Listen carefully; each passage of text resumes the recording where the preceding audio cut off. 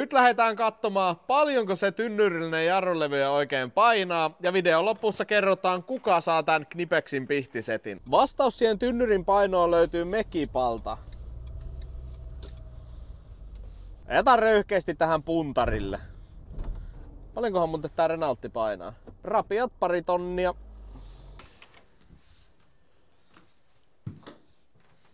Morjesta! Morjesta, morjesta. Mä toin sulle hetki sitten jarrulevytynnyri. Paljonko se nyt paino? Tynnyri painoi 395 kiloa.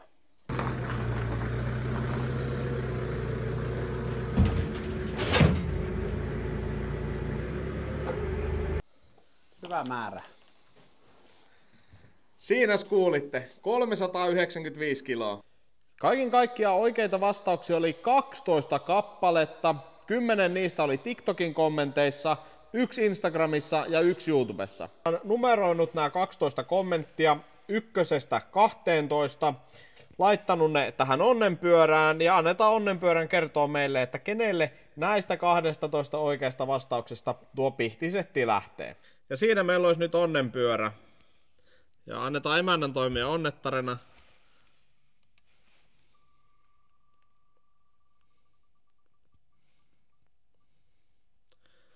Ja voittaja on numero 8.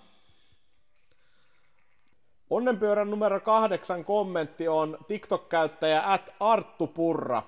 Me laittaa sulle viestiä, niin saat tän Knipexin pihtisetin. Kaikille vielä tosi iso kiitos, että osallistuit tähän meidän kilpailuun.